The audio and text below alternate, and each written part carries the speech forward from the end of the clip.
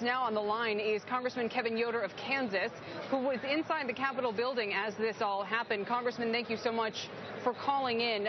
First of all, can you tell us what, if anything, you witnessed or heard?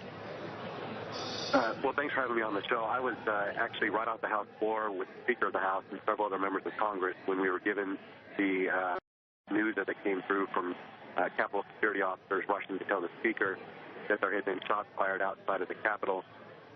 And we were to stay in place, that the Capitol was on lockdown. Members of Congress were not to leave. The House floor immediately recessed. We were in the middle of debating a bill to fund veterans programs, and the House immediately recessed, went into lockdown, and we've been sort of right off the House floor ever since then. Speaker of the House here, and my understanding, Minority Leader Pelosi in the Democratic cloakroom right off the Democratic side of the floor.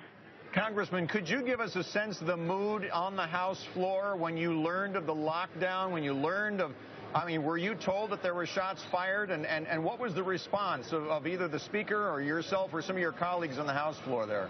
Well, I think everyone was very stunned. It was about 2:30, 2:25 when we were told that shots had been fired outside of the Capitol. As more information came in, we learned that potentially officers had been shot or officers are down. And I think everyone really tensed up immediately. Everything sort of froze. All attention was paid to this. And I think for a moment, maybe some of the other big issues that are going on in the Capitol sort of went away for a moment as we were focused on what was happening as it was developing.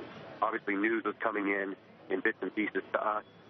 But I was sitting next to the Speaker of the House in the cloakroom on the Republican side when the officers came in and began giving information to him directly about the updates, and a pretty tense time. I think folks were obviously very concerned, and probably most concerned to hear that an officer had been injured and anybody had been injured, and certainly an officer defending the United States Capitol. Obviously, we've had shootings here in the past, and pretty scary time.